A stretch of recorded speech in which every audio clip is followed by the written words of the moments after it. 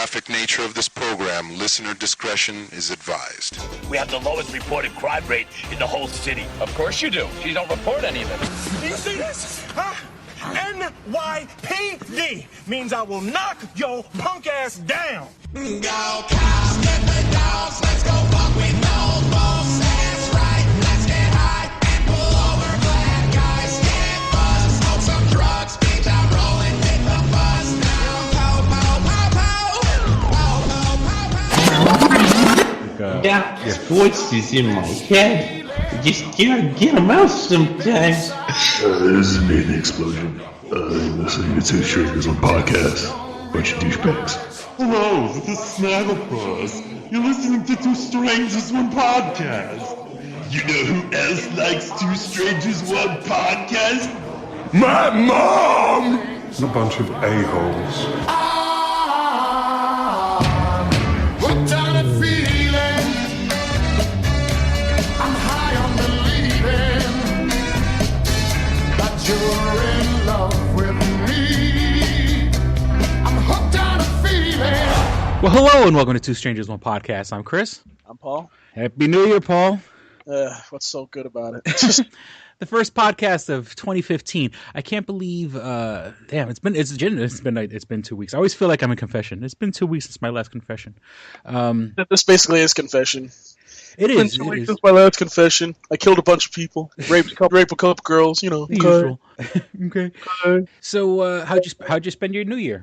With my girl. Nothing special. Oh, isn't that sweet? But I was also sick at the time, but whatever.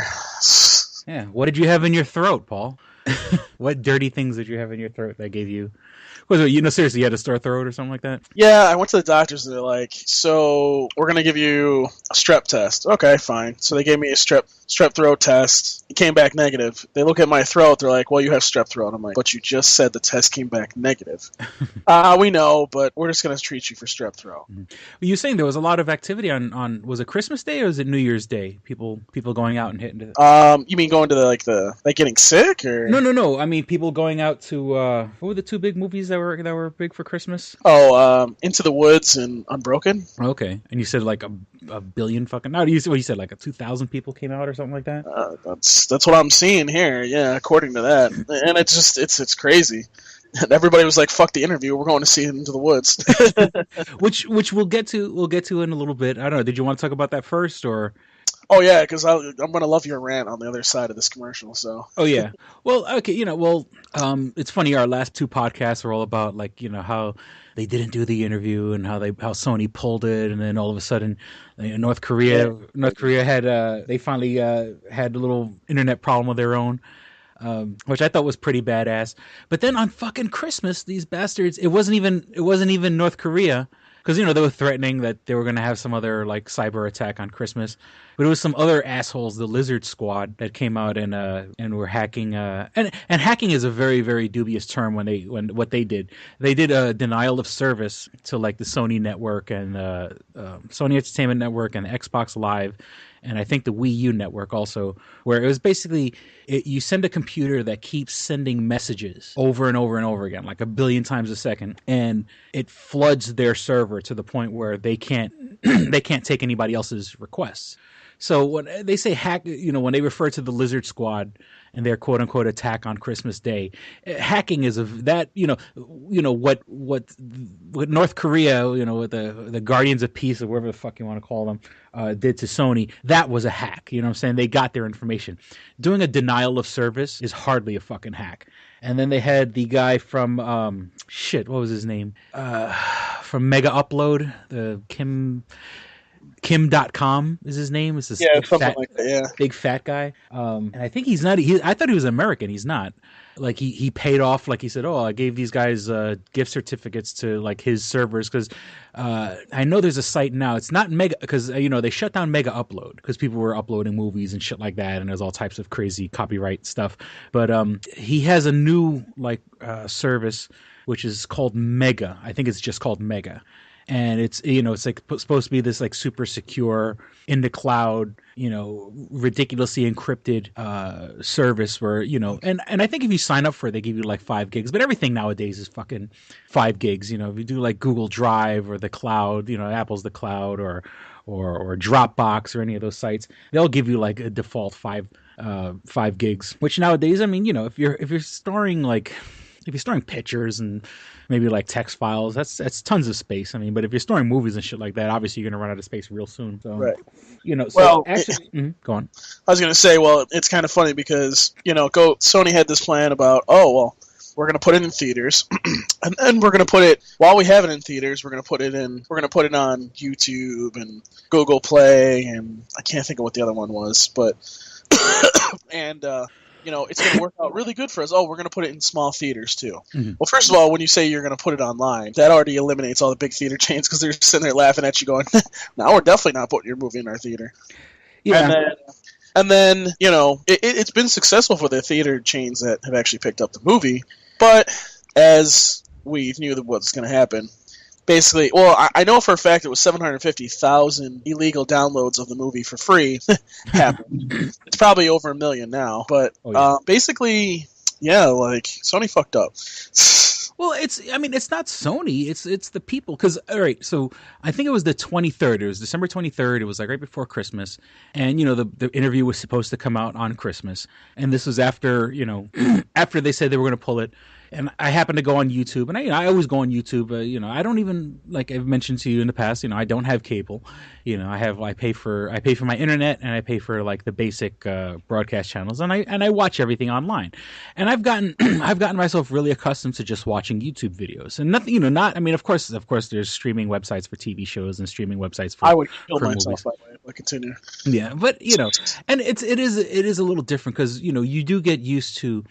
I guess our generation, you're used to just watching. You could just, we turn on the TV, leave it on, and and if it catches our attention, we're usually surfing while we watch TV and stuff like that. When you go purposely to watch a show, you kind of give it a little bit more of your attention, which.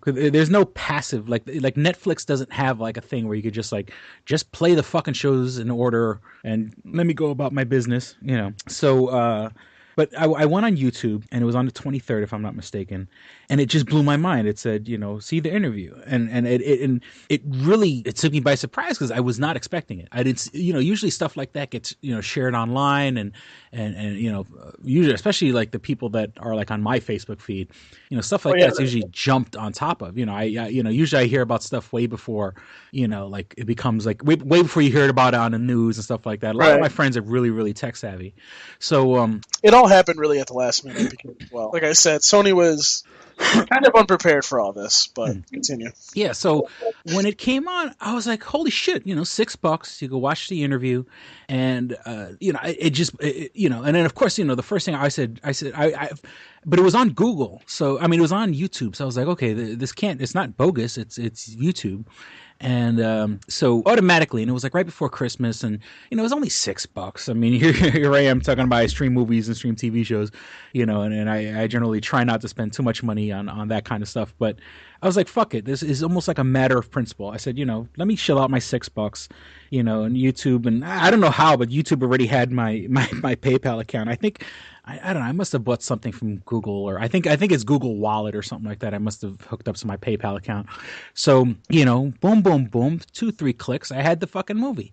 And I have to say, it was pretty fucking funny. I know we were saying, it's going to be a dick and fart movie, which it was. It literally does have dick and fart jokes. It literally has like boner jokes and so they're copying us, basically. And people shitting their pants. Dick and fart is sort of a like a roundabout term for like, guys, all these movies like 40-Year-Old Virgin and Knocked Up and This Is the End and all those movies kind of have, that somewhat potty humor, immature humor. Even, we go back to even like Revenge of the Nerds and Animal House.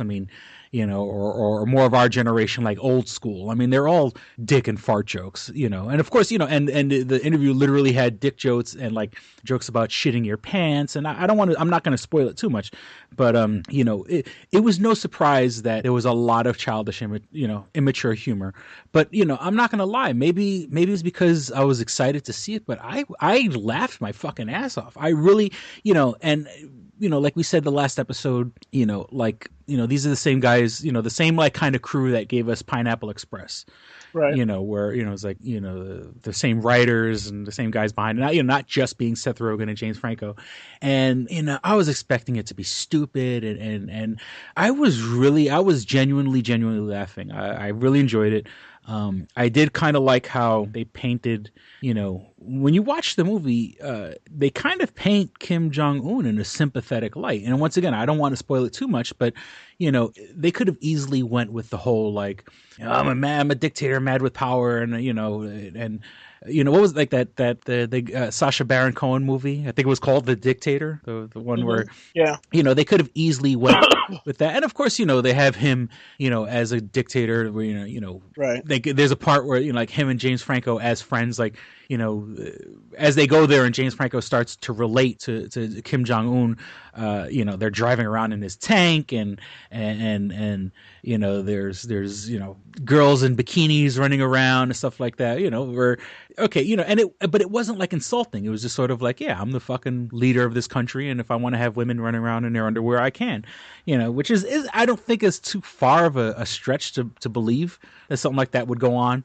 And taking joyrides in a tank. I mean, it's not too far to believe that some stuff like that probably does happen. I'm sure Dennis Rodman took a ride in a tank. Don't you worry. Yeah, going out to the middle of, whatever desert or something like that, shooting guns and stuff like that. I'm pretty sure stuff like that happens. But, I mean, like I said, with the movie itself, it didn't really insult Kim Jong-un. I mean, of course, obviously, and this is, it's not really a spoiler because all over the internet. And of course, he does eventually get assassinated at the end. But like many other movies, it's one of those deals where, the reason he gets assassinated is because, he's an asshole. When bad guys have bad things happen to them, that's the whole point of the movies, to make them, the movies make you feel, that you don't like the bad guys.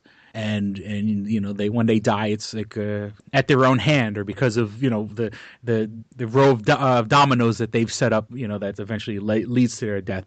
So I definitely recommend it. I was surprisingly. I was surprised on how funny it was. And did you get a chance to see it or no? No, I didn't get this chance to see it because, well, I don't know. I don't know. Like, I'm just like, eh. I know initially what I had wanted to do is I wanted us to do like while the iron was still hot. I wanted us to do an episode where we were watching the movie and sort of not it would be like a running commentary. Obviously, we're not directors or anything like that, but just sort of talking about the movie and what's going on without spoiling too much. But that time has passed. You were busy getting a sore throat, and so I was. But wouldn't you know it, like, the moment, I share it on Facebook and stuff like that, then I had all my friends, these same tech savvy friends were like, oh no, it's on this site. Oh no, it's on that site. So you can watch it for free. And, even though, the Pirate Bay the Pirate Bay website went down, a moment ago, a couple of weeks ago, it was on Kick-Ass Torrents, and it was, in my opinion, Kick-Ass Torrents is the new granddaddy, other than, past, not with the Pirate Bay, but, so, I was just kind of slightly pissed off that my friends were like, oh no, you can watch it for free. And I'm like, no, it's the matter of principle. You should pay for this fucking movie because, if not, the terrorists win. So I don't know. Okay. And I asked you earlier before the show, have you heard of the Serial podcast? No, right? No, I haven't heard of them. No. I don't know. To be honest with you, I'm still a little up in the air on what is going on. I thought it was real. I don't know if it's real or if it's fake, but it's basically it's a podcast that's sort of a spin-off off of This American Life. And like they're getting like a ridiculous amount of downloads. I think it's supposed to be like I don't know if it's basically it's a podcast, but it's not a podcast in the traditional sense. It's sort of like if you were watching a documentary, or in other words, you were listening to a documentary. So unfortunately, like when I talk to people now and I say I do a podcast, like people they automatically now go, oh, like the Serial podcast, and I was like, no, God damn it. It's I do my own podcast, my own original content, and god damn it, and we're funny. Listen to our shit. Stop being a bandwagon follower, listening to the fucking Serial podcast. This is our show, god damn it. So didn't you say somebody charged or somebody wanted you to change the podcast or something? No, I didn't. I thought I saw something online about that. No. Like, I thought I saw that you, like, somebody said to you, "Oh, you should change your podcast so it's just as popular," or something. Or were you just bitching about something? Oh no! It's just when I had mentioned podcast to someone and they were like, "Oh, like the Serial podcast," and I was just like, oh, and I had heard about it, and it's one of those deals where like I was just upset because I've been doing a podcast for fucking 2.5. I've been doing this podcast for 2.5 years. And and it's all over my Facebook and it's all over all my social media, and and I have friends that listen to it, and and we do have our loyal listeners, and I want to say hi and thank you to all the people our regular listeners who give feedback, and I love all those guys. But it's like when someone goes, oh, like the Serial podcast, like it's like when you like a band and then someone mentions like their big hit, but like if you're like a fan of the band, you're like, oh, like I like Metallica, and everyone goes, "Oh, Enter Sandman," and I'm like, "Oh, Enter Sandman is like one of their worst fucking songs," in my opinion. There's like 4 good albums before Enter Sandman. Four good albums before the Black Album that had Enter Sandman. But when you say you're a fan of Metallica, people automatically go, "Oh, Enter Sandman." Oh, fucking frustrating. So that just irritates me. So what else? They've premiered the Ant-Man trailer online, but it's an ant-sized trailer. Right. So have you seen that? Where it's like it just came out the other day. No, I did not. Yeah, it's not even a trailer. It's sort of like a teaser trailer, but the joke is that it's one teeny tiny small section of the screen where it's like it's supposed to be the ant-sized trailer. Like it's supposed to be big for ants. Nothing. Yeah, on dead ears. That's what I heard. I heard it wasn't like it was a trailer to introduce like there's going to be a trailer soon or something. Mm. And well, by the time this podcast come out, well, it's I think the real size trailer, if it doesn't get leaked online like everything else, is going to be this Tuesday during Agent Carter, because now they're starting the Agent Carter miniseries, which is from Captain America, the woman he was flirting with that he eventually got to see when he got older in Captain America 2. Okay. His love interest. It's her as agent of S.H.I.E.L.D., and I think it's just like a 6-part miniseries. So it's sort of it's related to Agents of S.H.I.E.L.D., but while Agents of S.H.I.E.L.D. is on hiatus right now, they're doing the Agent Carter, and I'm glad that they're limiting it to only a few episodes. Like they're not, because I don't think they would do well with a whole Agent Carter series. It's kind of I mean, one, and and I hate to sound sexist or anything like that, just the fact that it's a female led show, which I mean, of course we've had shows like Buffy the Vampire Slayer and stuff like that, but what was that? I said sexist. Oh yeah, I'm definitely a sexist. But then also with the and plus the fact that it takes place like in the in the 40s and 50s, like it's supposed to be, it's a period piece / and it's science fiction. Not that it'd be great if they did a good science fiction show that was based, 100 years ago or whatever. But I don't think it's sort of, I don't think the fans are ready for a show like that. Or I don't think Agent Carter is the right venue to kind of like bring us back. But I mean, at least if you have a 6-episode arc, you could kind of like have a beginning, a middle, and an end, and give people, and of course, it's, and you could kind of like hint towards other Marvel characters that were supposedly around back at that time. And you could, the cosmic characters obviously still around. I don't think they're going to go with that. It's more like intrigue, World War II, spy versus spy type shit. But it's interesting, and it also, it's maybe show some of the beginnings of S.H.I.E.L.D. I guess it would sort of be like a prequel series, which sounds interesting. And let me see. That's all I have right now. My other rant. Oh, I saw your brother DJ'd in Vegas. He did.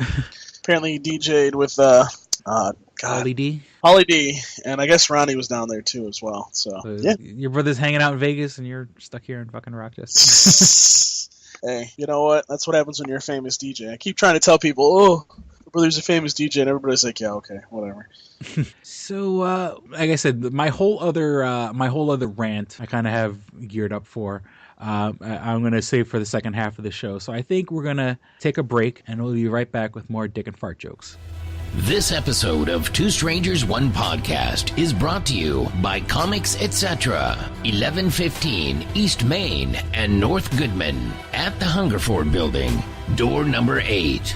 Find out more information at comicsetc.biz or like them on Facebook at facebook.com/comicsetc1.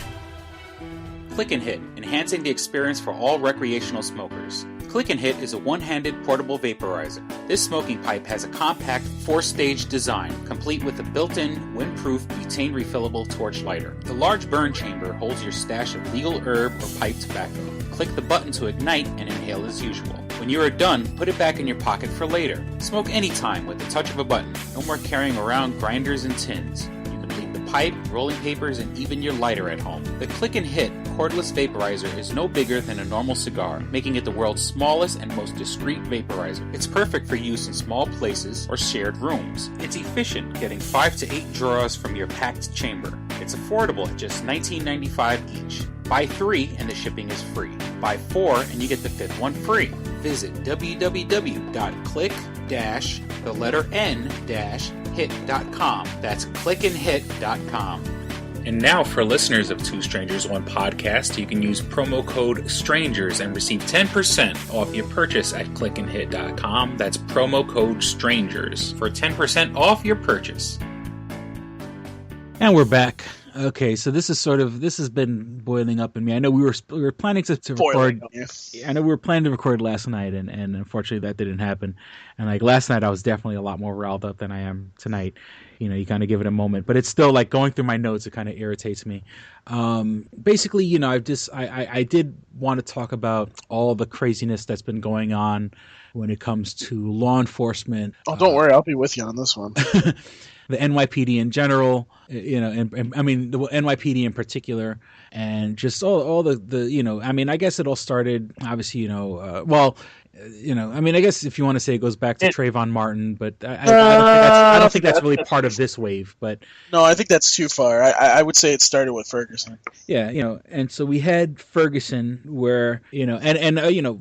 Just giving people a quick warning. I mean, you know, I don't know. Oh, wait a minute. Real quick, since we're going to have a couple rants here. Mm-hmm. Did you see, like, I think it was like a week ago or maybe 2, where this black guy robs a convenience store. Mm-hmm. And this police officer, which you clearly apparently see him, like, literally hesitate because of all the shit that's going on. Mm-hmm. Like, he hesitates for at least a couple minutes and tells this guy to put the gun down, and when he doesn't put the gun down, tries to point it at him, he shoots him. Mm-hmm. And then they had some kind of riot again. I'm like, what is wrong with you people? Like, Oh my God, like... And you look, that's why I kind of want to preface this by saying that, like, I don't want people to think that this is coming from any kind of issue of, like, race or anything like that. You know, I mean, to you know, to give you my credentials, like I said, I was born and raised in New York City. You know, I was married to a black woman for 5 years. You know, wait, you were married to a black woman for 5 years? Yeah, you know, I mean, fuck off this podcast. I'm just saying, you know, like my ex-wife was black. You know, I've lived in the South Bronx. I've lived in East New York. I live in a bad part of Rochester. You know, in no way, shape, or form is this like any kind of racist thing. You know, also with that being said, you know, I was also a correction officer for 10 years. You know, before that, I was a correction officer in Pennsylvania for a little while. I was a school safety officer. I was an auxiliary police officer. You know, I mean, I had a couple security jobs here and there. You know, I have, you know, and my brother is NYPD. I have friends right now that are auxiliary NYPD. I have friends that are NYPD officers that, you know, work in the Bronx, and one in particular, a friend of mine, my friend's wife, both him and his wife are police officers. She had to kill a guy in the line of duty. And when I say kill, I mean this guy was going after another person with a knife, and she had to use deadly physical force to stop him. And you know, totally justified. She's still on the job. You know, went through. You know, they went through the whole deal. You know, and actually part of, you know, being an officer that had to take someone's life in the line of duty, they made her go to psychological assessments. She had to go see a therapist, all this other nonsense. Now, mind you, the last time her and I had spoken in depth, it was during the time while she was going to therapy. And Right. and she understood, but she was more like, I just want to fucking get back to work, and especially the fact that when you're on that kind of leave, and people are like, oh, they're on vacation. No, you're not on vacation. You're on leave. You're not getting any overtime. You know what I'm saying? In this day and age, everybody, I don't care. And I don't know who these people that talk about like NYPD officers like have money, because they don't. You know what I'm saying? I mean, it's a decent paying job, but it's not a well paying job. And Right. and the fact that the husband and the wife both have to work. They want to have a decent house. They want to have a decent car or two cars. They're raising a child. That being said, I don't know who these people think that, that police officers make money, because they certainly don't. And she was more irritated by the fact that while she's on leave, yes, she's getting her base pay.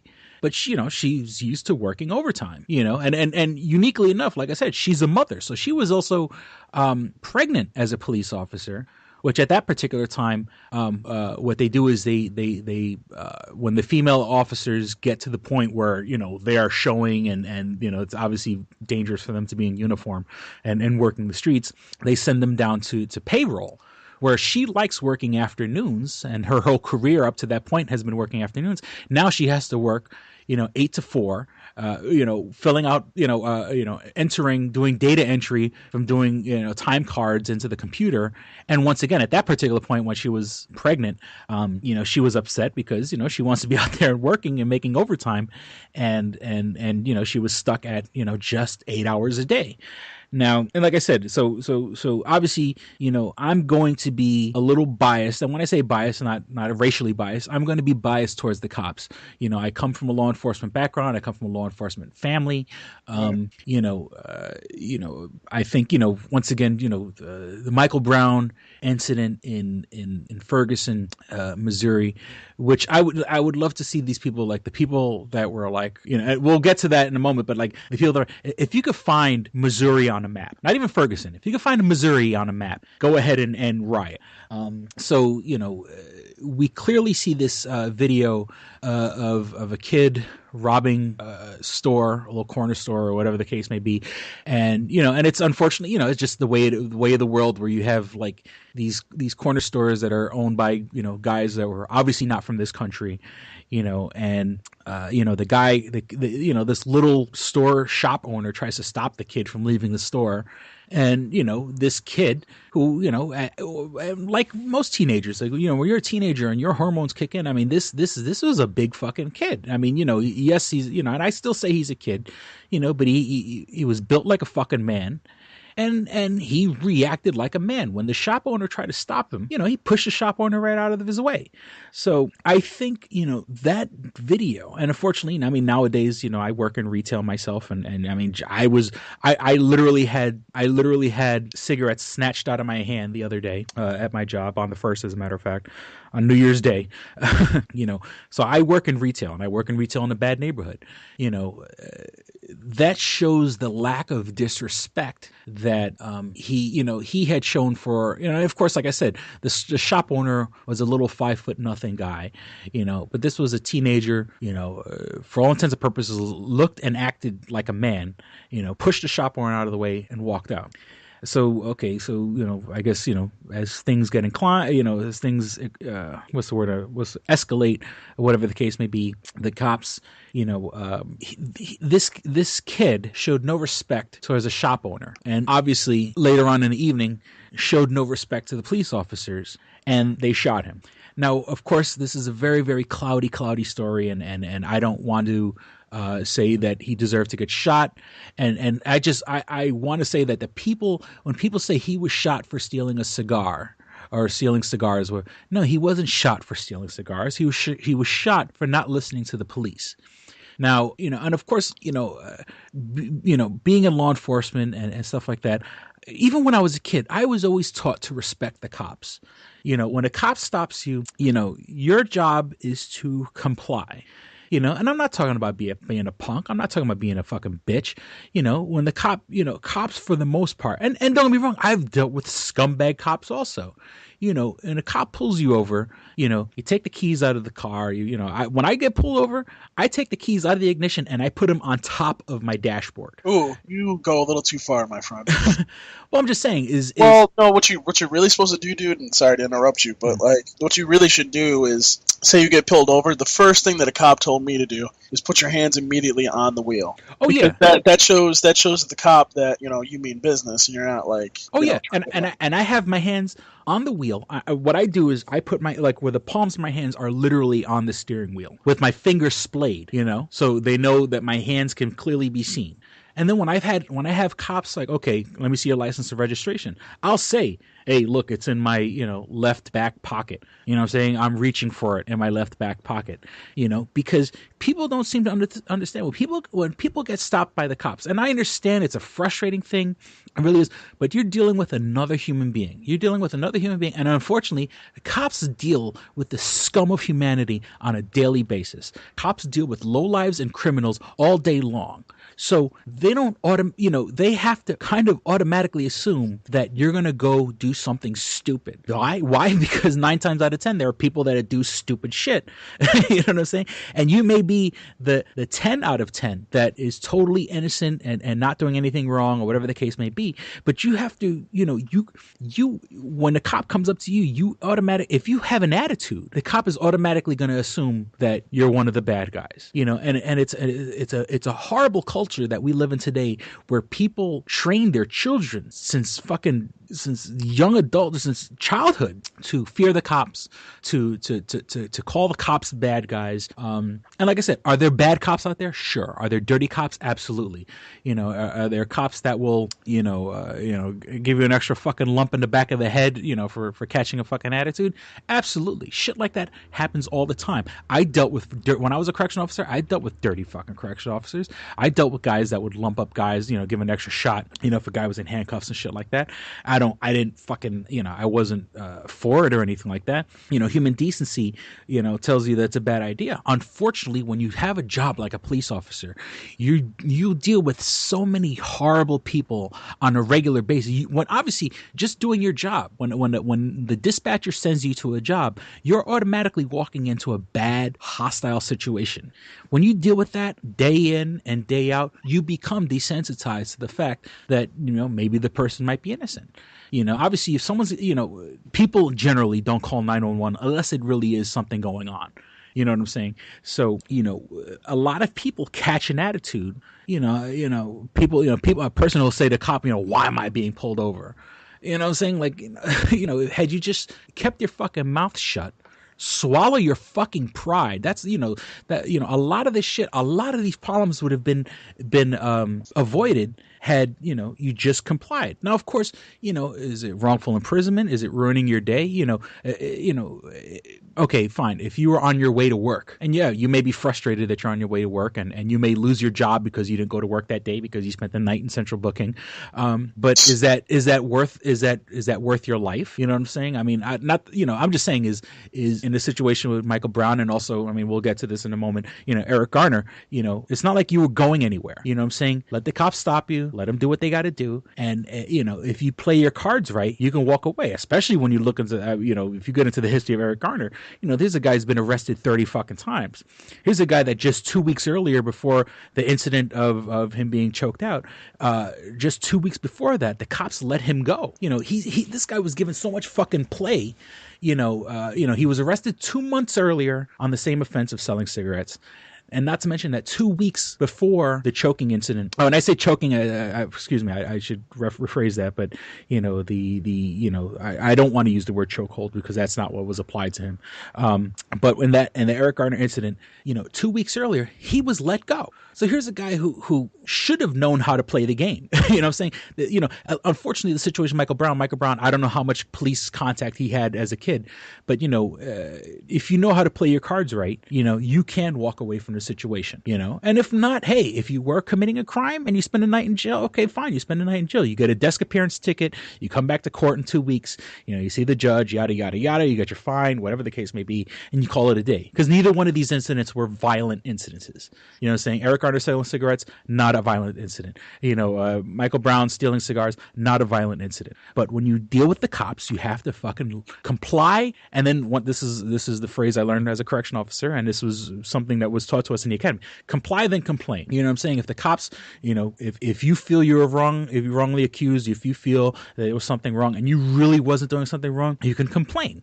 And nowadays, everybody's so fucking legal happy, you know, lawsuit happy, that if you have a legit case and you really are innocent, and a cop stops you and you get detained or whatever, you could fucking sue and make some good money. Unfortunately, in these situations, I think the guys knew that they were guilty. And, you know, and like I said, it's not a fucking black and white thing. It's a criminal, it's a criminal versus law-abiding citizen thing.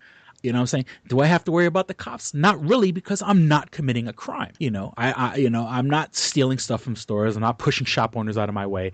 I'm not, you know, and you would think, you know, like an Eric Garner thing, you know, for a guy that's been arrested so many times, you think he would know how to fucking play the game.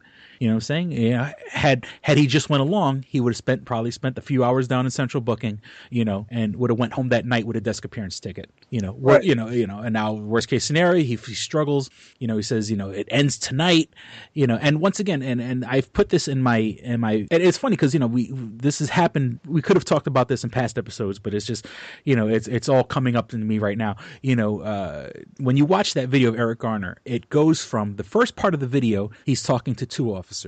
When it goes to the second part of the video, there are like literally 6 officers, a sergeant, and a lieutenant, a plainclothes officer. Not a lieutenant, a plainclothes detective, a sergeant, and 6 officers. It took a while for those other officers to show up on the scene. My point being, Eric Garner had plenty of time to just not resist, let him put the cuffs on him, frisk him, do whatever they needed to do, and, you know, he would have went home that night to his family.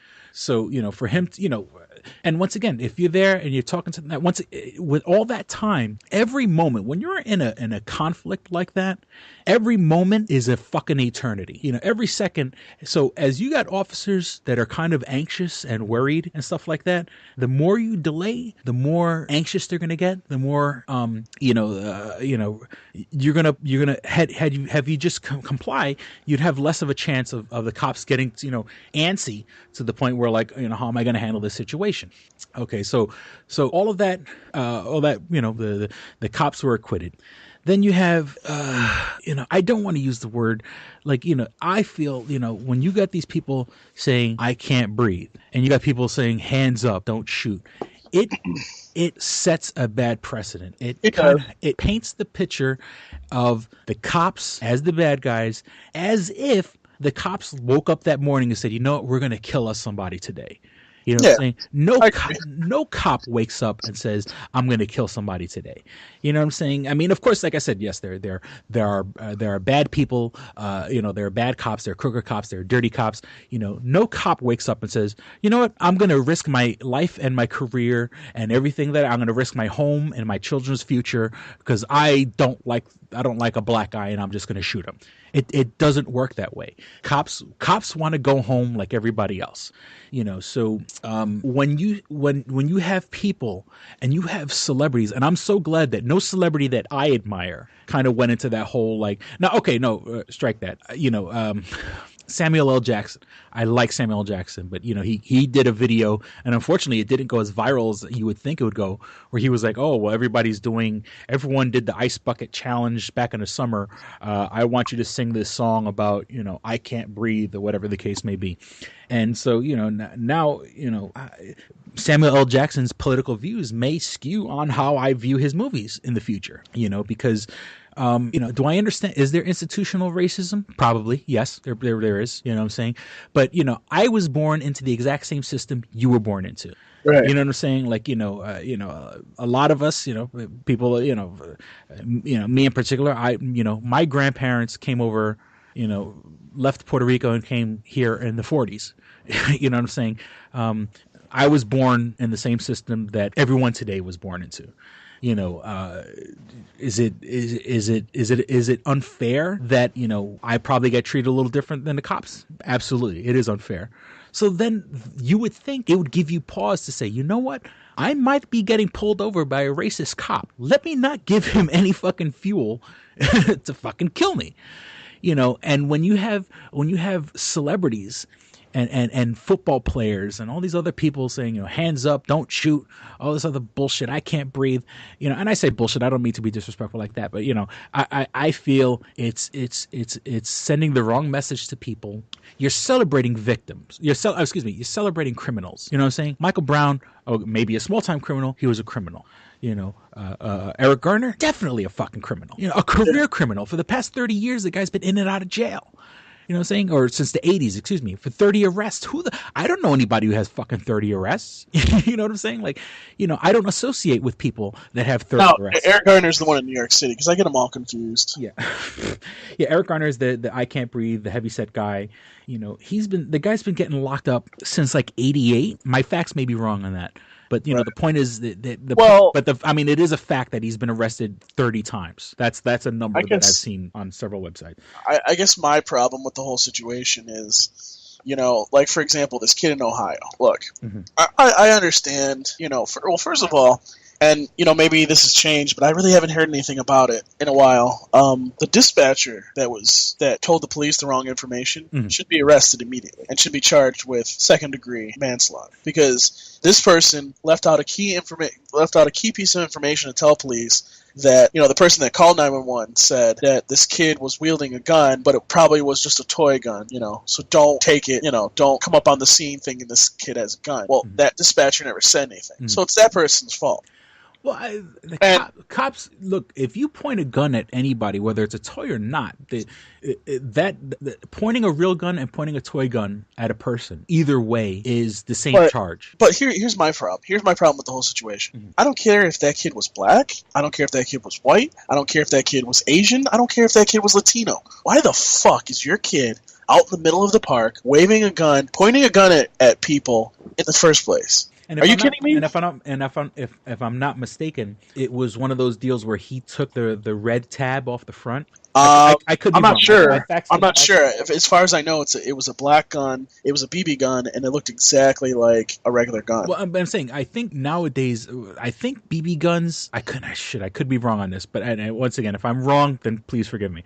I think nowadays guns kind of have, or even like cap guns, have like a little, they have some like brightly colored thing on the front. So it's sort of like, and of course that's just dangerous, because then you could just take a real gun and put something, you put a red piece of plastic on the fucking, on the barrel. But, you know, if I understand it correctly, that was removed from the gun. You know what I'm saying? It was, you know, any indicator that it was a toy. That's what I'm saying. Was like, removed from the gun. Apparently, like, some of the stuff, a lot of states, and I think, I'm trying to think here, New York is one of those that is actually starting to do this. Is basically what they're doing is they're saying, okay, well, we're going to now take toy guns out of the situation, and then you can't, this way, you know, nobody can get mistaken for having a gun. Yeah.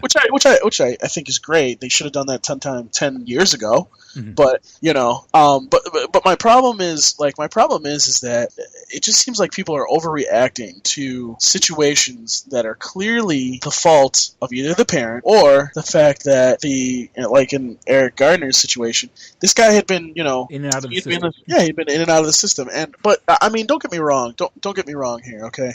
The guy, first of all, he shouldn't have used a chokehold on him. I know the guy was a big kid, but you shouldn't have used a chokehold on him, because that's illegal. And okay, fine, I understand.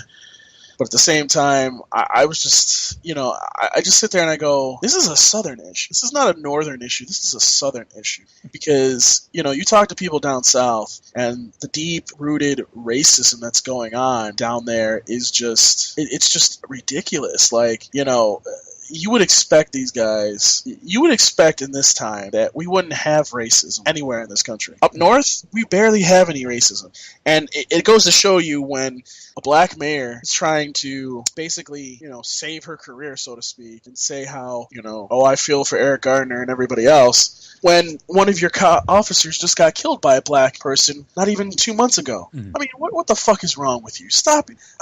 Look, I understand, like, I understand that there are some bad officers out there. And yeah, those motherfuckers should be thrown in the jail and the keys should be taken away. But here's the problem, okay? And I think it's a problem that, you know, now we have to do this because people don't trust cops and we don't trust grand juries anymore. Now we have to do the extra step of, okay, now we got to make it legal for any time that we put a police officer on put a grand jury together for a police officer. Now we have to open the courtroom to that grand jury and make sure that everybody sees, because that's the problem. Like, nobody's seeing any of this information. They don't know what's going on because it's a grand jury. You're not supposed to know, you know? So, you know, for me, it's just like, it's just ridiculous, you know? Yeah, I mean, like, I know, because you're talking about Mayor Lovely Warren, the mayor of here Rochester.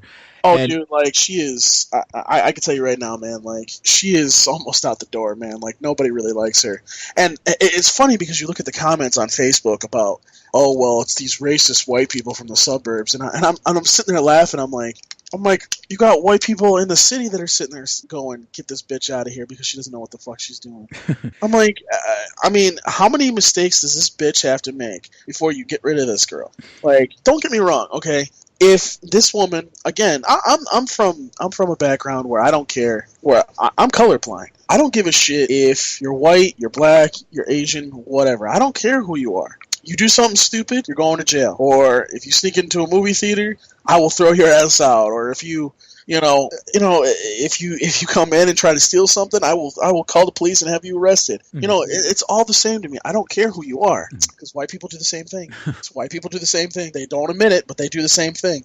They try to steal too. They try to fucking sneak into movie theaters. They try to take a candy bar when nobody's looking. Come on. Do you think that people are different? No. There's a reason why people up here in the north, we basically are not as racist as they are down south, because we're accustomed to all this. You know, we know, and you know, if you really want to sit here and stop all the crime and stop all the bullshit, then instead of putting billions of dollars into our fucking military, why don't you take those billions of dollars, split it in half, and give it to the real military that we have, which is our police force. Beef up the police forces in our big cities and in Rochester and Syracuse, which are smaller cities, and just weed out all the crap and the trash and get them out of there. Because I guarantee you, there are black people in the cities that are terrified and, you know, pissed off. There's people who can't leave their houses. There's good people who live in bad neighborhoods whose kids can't play out on the streets. And they constantly on the same time keep coming to Lovely Warren, for example, and saying, look, I need you to bring police officers downtown and stop this crime on my street. Oh, that's nice. Hello?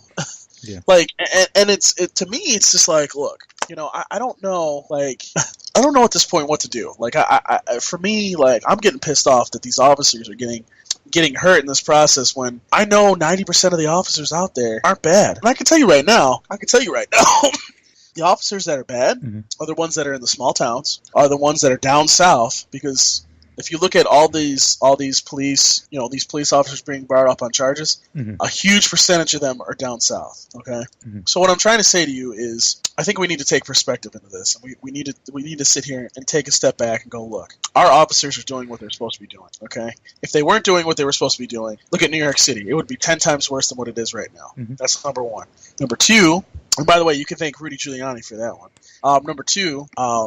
If our officers weren't as good as what they were, and they weren't the people that we know that they are, there would be chaos in these cities, you know? And that's the whole thing, is that, like, you know, NYPD is such an ethnically diverse... Yeah. You know, it's... No, see, that's what pissed me off about that whole thing. It's just like, one officer did something wrong, and you're going to blame the whole force. It's like, and then the mayor, the stupid fucking idiot that he is, oh, you know what? I'm going to come out and say, and in support of the protesters. Dude. Well, see, I think that's the same deal with, like, Lovely Warren, is that, unfortunately, I think sometimes the mayors in this situation, both Lovely Warren and de Blasio, from the mayor from New York City, I think they're kind of kowtowing. You know, I think they feel that they have to appease a certain part of their a certain part of their constituency. You know what I'm saying? Long story short, the people that are making this a race issue, the people that are, trying to have a chip on their shoulder. And like I said, I mean, I'm not trying to deny, yes, there are probably racist cops out there, especially in the past and stuff like that. I mean, nowadays things are trying to change, and there's people with a huge chip on their shoulder. And I think mayors like Lovely Warren and de Blasio from New York City are kind of just like even going against their better judgment, going against what is logical, and they're just sort of like, to placate a certain part of their demographic, a certain part of the constituency, saying where, we have X amount of minority voters, so, I'm going to go along with the protesters saying, cops are racist. Saying, or maybe not saying that directly, but, like when de Blasio said, I want to have, the bell at City Hall ring 11 times because Eric Garner said I can't breathe 11 times, and then someone had made a point. Well, how about ringing the bell 180 times for the NYPD officers that have died, in service of the city, all of a sudden you want to once again you want to celebrate a criminal, but the cops are the bad guys. Like right now there's a lot of people. Right now, there seems to be a surge. I mean, once again, this could all just be coming out because it's on Facebook and people like, we're watching the cops now. Well, why are you watching the cops? Because in my opinion, you should have been watching the criminals a long time ago. Once again, I live in a bad part of Rochester. Why is it when I get out of work, I drop off one of my coworkers at home, right, because he lives on my way. He lives on the same. I drive a little bit out of my way to take him home. Now, of course, where I live is bad. Where he lives is worse. And why is it every time I go to drop him on his corner? Now, mind you, I'm in front of the corner store. There are 10 guys at any fucking given. Every night I drop him off. Or, I don't drop him off every night because our schedules don't always match up that way. But when I drive him home, and I pull over to drop him off, like there are guys like walking towards the car, thinking like I'm there to buy drugs, and it bothers the shit out of me. And now, mind you, every time I drop him off, I'm pulling over farther and further away from the bodega, from the deli, because there's 10 fucking guys outside. They start walking up to the car, and then they see, him and I, we don't shake hands, as guys do. They kind of do the whole pound dap, whatever the fuck you want to call it. I give him a pound. He leaves the car, and people think that I guess those guys automatically assume that I'm a white guy sending my black friend to go get drugs. You know what I'm saying, or something. And he gets approached almost every time I drop him off. Who's watching those guys? When people are like, we're going to watch the cops. Why don't you watch the criminals? Exactly. Why don't if you're going to sit there and why don't you sit in front of a crack house? Why don't you sit in front of places that have known drug activity, especially here in Rochester? Okay, wait a minute. Time out for a minute. The thing is Rochester actually had, and I think I've told you this before, they actually had a curfew policy. Mm-hmm. Basically, the curfew was in place, and a lot of you that are out there that listen here in Rochester, if you remember correctly, we used to have this curfew in the city of Rochester where it was not just the city police, but it was the Monroe County officers, and it was also the state troopers. Mm-hmm. Basically, there was a shitload of officers downtown making sure people were off the streets. I believe it was definitely by 9 o'clock, but I think it was 8 o'clock. And yeah, it was weird to me because this kid sues and takes it to court, and they basically overturn it. And I'm like, really? Like, do you guys not understand? Like, we're doing a good thing here. We have this good thing going where where we're actually keeping crime to a low, and you're telling me that this is unconstitutional. Go fuck yourself. If something's working, keep it. I would have told, what I would have said to the judge? I would have been like, yeah, by the way, you can blow me and suck my dick, okay? Because you know what? I'm going to continue to do it, and if you don't like it, I got 2 words for you. Suck it. Because it just bothers, it just ultimately bothers me that we can't even, when we have to go to that extreme, we can't go to that extreme. And it's not even extreme. It's 18, kids 18 and under, get your ass back in your house. And if you're not in your house, you're getting arrested. take him back to your house. I think that was a great policy. I think they did a great job, and we need to go back to that again. Yeah. We need to not just do that here. We need to do that in towns and cities across the nation. You know, I was talking to my girl the other day, and they have that in Pennsylvania. They have it in a town. Mm-hmm. So if they can have it in a town in Pennsylvania, why the fuck can't we have it in a city like Rochester still? Yeah. You know what I mean? Like, it's too racist. You know what? Let me tell you something.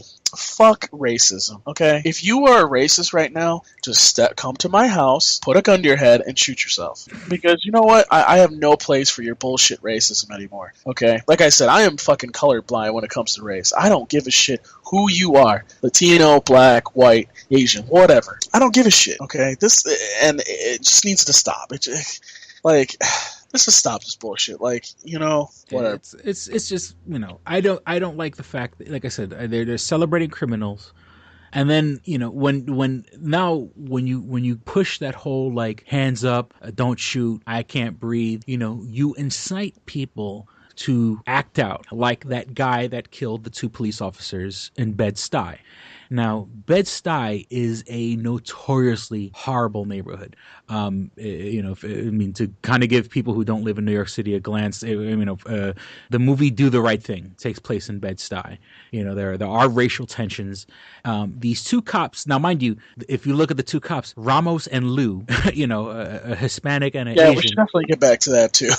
You know, you have a Spanish cop and an Asian cop sitting in a car outside of a housing project. Now, mind you, the whole reason they were sitting outside of the housing project was because the area was so fucking bad, because the shit has gotten so fucking far out of hand, you know, that cops needed to sit there and be posted at that spot for, you know, because that was a place where you know the cops weren't allowed to leave that area. That was a post to sit outside this housing project. So this guy comes up and shoots these 2 officers. Now, in a weird way, if the guy said, I'm going to shoot racist cops or whatever the case, he shot a Hispanic cop and an Asian cop, you know, because, I'm going to give these pigs wings, according to like one of his last Facebook posts or whatever. You know, this fucking piece of shit fucking goes and kills 2 officers who were not bothering anybody. You know, in a weird way, like if the cops were like arresting him or something like that, or whatever, you know, not that it would make sense, because it doesn't make sense, but you know, these are cops that were just sitting in a car, and the whole reason they were even sitting in the car was because the neighborhood was so bad that people couldn't fucking police themselves. There was so much fucking chaos that cops needed to be posted there.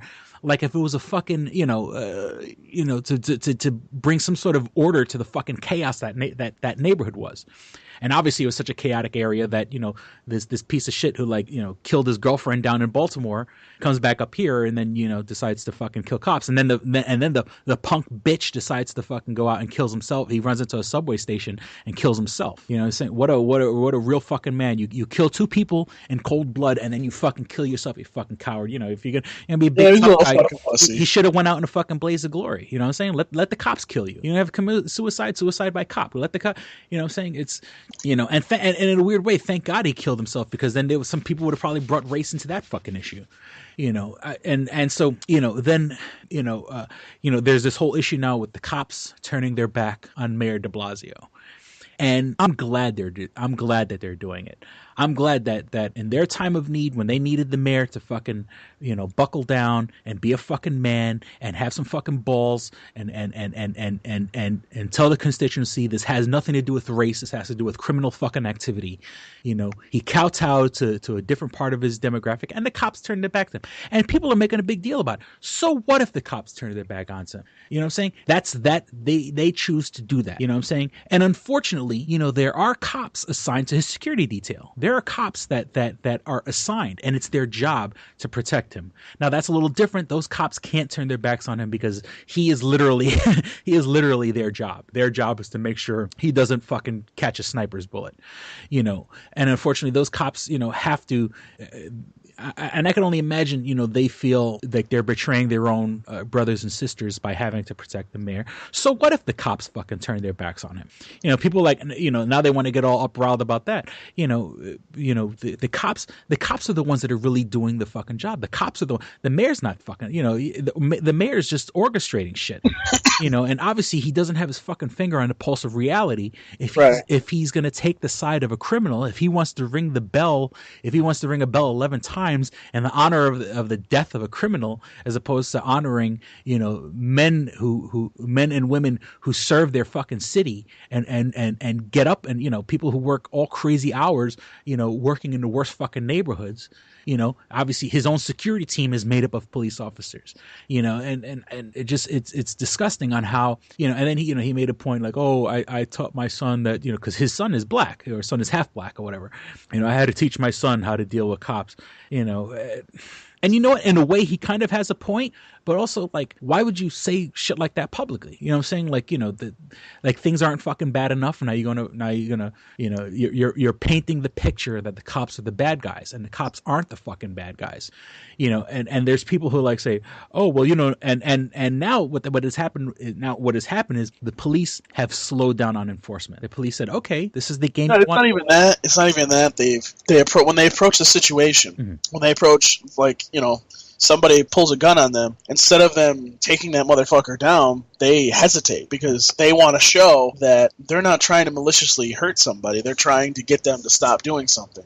And I'm going to tell you something. There's going to be more officers getting shot because of this. But you know what? Hey, that's where I pull the line and say, hey, sue these people that are protesting. Fuck it. You know what? Hey, you guys wanna do stuff to these businesses and fuck them up? You want to sit there and shoot these police officers? Fine, I'm gonna sue you. And I'm gonna take every little fucking thing that you have. By the way, if you can't pay your money, I'll take your couch, I'll take your TV, because you probably got better shit than I do because you do drugs all fucking day long. So shut up.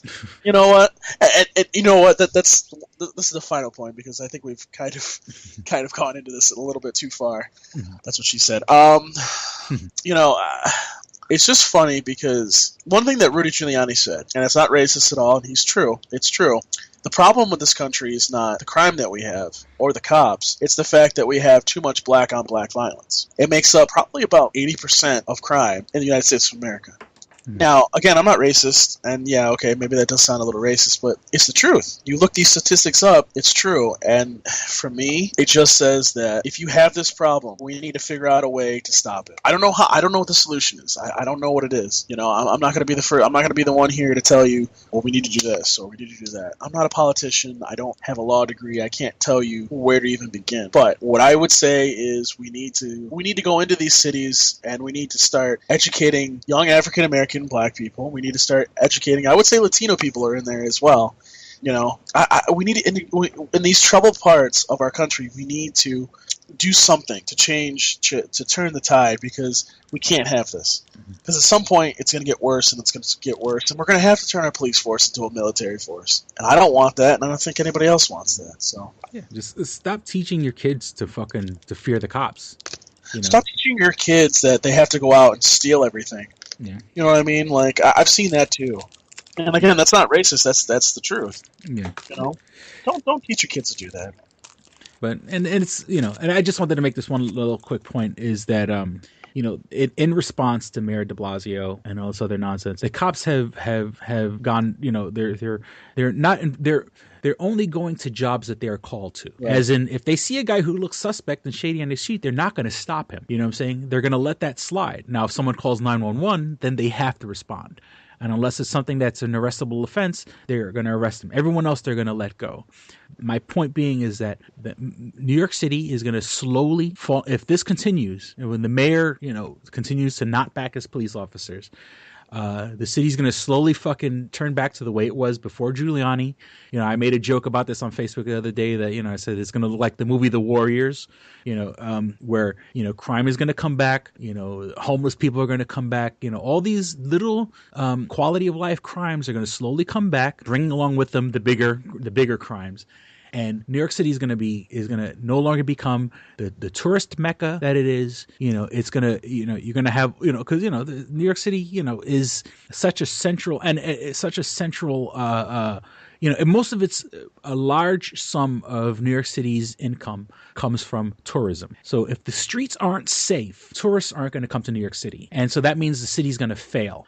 And so with that being said, the businessmen that are going to lose money are losing money from their tourism because the mayor. So they have to do something to get the fucking mayor out of there so they can get somebody who supports the cops, keeps the city safe, and keeps the city from fucking falling into the seventh circle of fucking hell. Well, I don't think it'll get that far though, dude. I think I think somebody's going to wake up and go, "Oh, this is going to stop." So.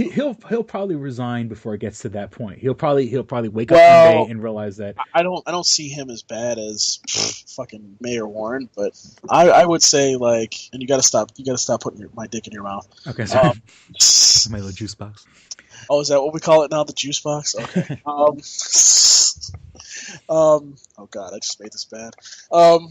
Yeah. And I fear for the day that something like this happens in Rochester. No, it's a white cop and a black guy, because it's gonna happen. If it happens, and it's not gonna be a safe city to live in. I don't think it's gonna get. You know what? To be honest with you, I don't think it'll be bad as what it is down south because again, we've had an officer that was white that got shot by a black guy. I'm sorry. Well, I'm talking about the other way around, where if it happens the other way around, there's not gonna be any problems. I don't see any problems with it. You know what I mean? So. We'll see. I'm not going to take it too big, but... All right, so I guess let's wrap it up. That's what she said. Visit twostrangersonepodcast.net, right? Is that the same website? Yeah. twostrangersonepodcast.net. You find links to everything show related. You can find links if you have an iPhone, iPad, or iPod. You can subscribe to us on iTunes. Just go to or you can follow the link on twostrangersonepodcast.net, or you can go to the podcast section and search Two Strangers on One Podcast to see our beautiful red, white, and blue logo, and subscribe to us. You can download every single episode. You go back and listen to 2.5 years ago if you chose to. If you don't have an iPhone, iPad, or iPod, you can follow us on the Stitcher app. That's STITCHER. That's the Stitcher app for Android devices. And I think they also put an app out for the Apple products. Oh, excuse me. Damn, dude! I told you, take the dick out of your mouth. Sperm. Doing a podcast. You can, Jesus Christ, what happened? Okay, and what I like about Stitcher is that... You're making the swears for me.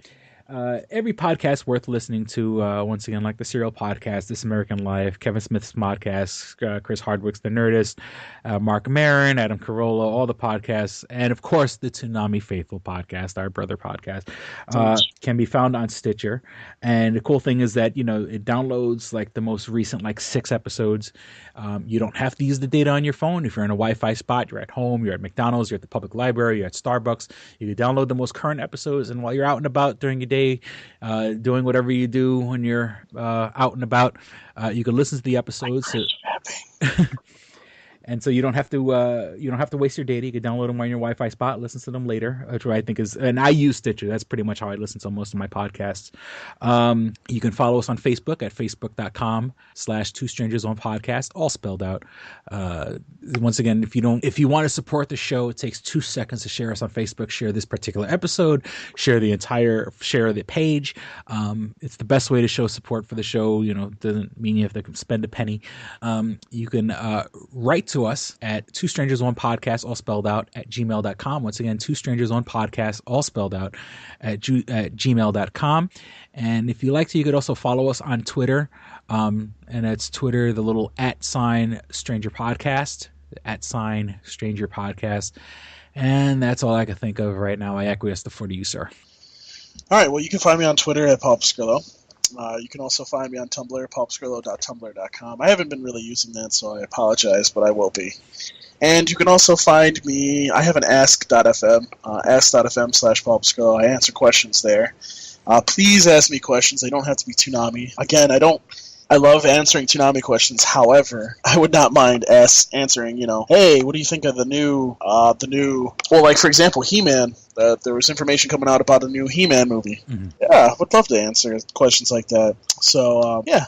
One other thing, and I know Chris, if I didn't say it, would probably say it for me anyways. Nerdcore Absolution Volume 3, Kadesh Flow at the last minute said to me, hey, so let's just put this single out. Whatever you say. And it's Chris has heard it. And Chris It's pretty cool. It was the first thing. It was my sharing. It was my first post of 2015. The Kadesh Flow track from Nerdcore Absolution Volume 3. And Chris usually does not like any rap music. So if he likes it, then that means motherfuckers, you better like it. So, So if you guys want the song, currently right now it's only available on Bandcamp. If you go to geekyinkproductions.bandcamp.com, click on the album picture for Nerdcore Absolution Volume 3, you will be able to download the music there. The reason we're only using Bandcamp at the moment is because I'm waiting on stupid TuneCore to figure out its shit, because they like to, for some odd reason, even though the song is on Nerdcore Absolution Volume 3, no, that album picture's not good enough.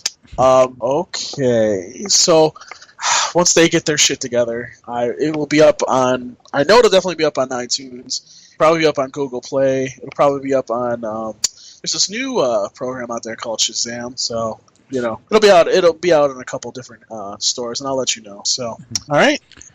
All right, so we certainly hope you guys enjoyed listening, had as much fun as we did recording. Thank you for listening to Two Strangers, One Podcast. I'm Chris. I'm Paul. Don't be a stranger. Peace. We're out. Bye. Don't get strapped. Gaggers. All right, here we go, man.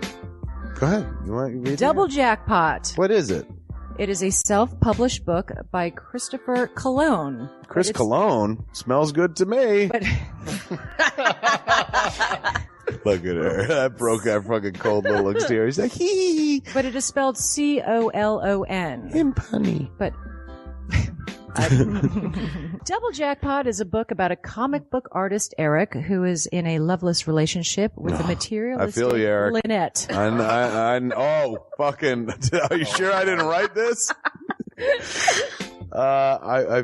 Sounds hauntingly familiar. He starts cheating on his girlfriend with a more creatively supportive woman, Nadia. Well, I gotta meet her. Where's the Nadia? There's your summer girlfriend. Summer Nadia is Nadia. Nadia? Yeah, I think Nadia spelled with an A. All right. Both Lynette and Nadia play the double jackpot, the largest payout in lotto history, much like the recent Powerball. Both girls play his birth date as the winning numbers. Eric is now stuck between two of the country's richest women. Who will he choose? It's not that simple. This is a clever fucking idea, Yeah, man. is. Look at her, fucking. She's impressed. I am. She got some summer reading. Christopher Cologne smells real lovely with an original idea. This is. I've never heard this before. I haven't either. This is a self-published book, much in the indie spirit as Kev's Clerks. Oh, you don't even need to name check me. This is just a good idea. You could stand on your own, man. You don't even have to be like, hey, remember Clerks? This is nothing like that. This is way more original than Clerks. This is a good idea, man. Why didn't I think of this? I need something to read. This book is part of the Comic Books, Heavy Metal, Video Games Trilogy Book 2. Odd I See, A Tale from the Road, coming soon. Right on, man. It's part of a trilogy. This is the first part. Way to write, man. He's seeking a literary agent. Motherfuckers, anybody out there? There ain't no literary agents listening to this show, I assure you, sure. Sure. I assure you, sure. But somebody know a literary agent? Hook a motherfucker up! Chris Cologne come up with an original idea. I should tell Raskin. That's a good fucking idea, to be honest with you. That's a fucking rom-com right there.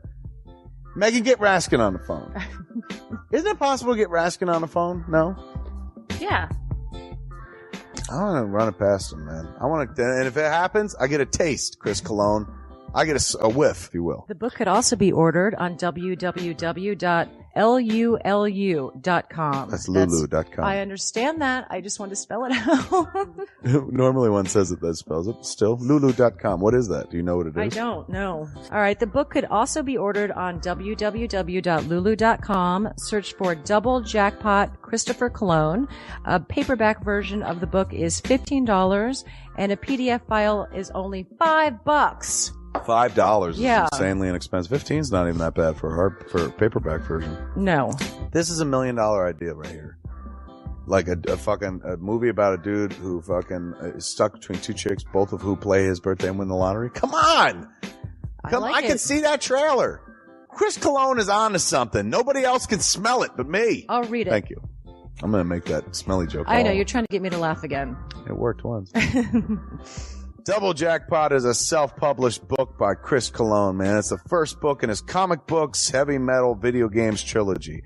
Book 2, Odd I See, A Tale from the Road, should be coming out soon. Get all the information at Chris Cologne, like a motherfucker. I and will his totally book, read this. Double Jackpot. I'm serious. I'm going to recommend that to fucking Raskin.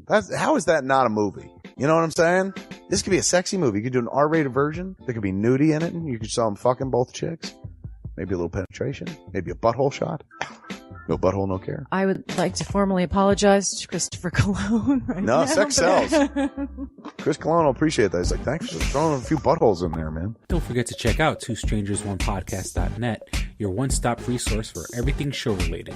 You can find links to subscribe to us on iTunes or on Stitcher. You could also find links to buy my book, Double Jackpot, on twostrangersonepodcast.net. Fuck you, fuck you, fuck you. You're cool. And fuck you, I'm out.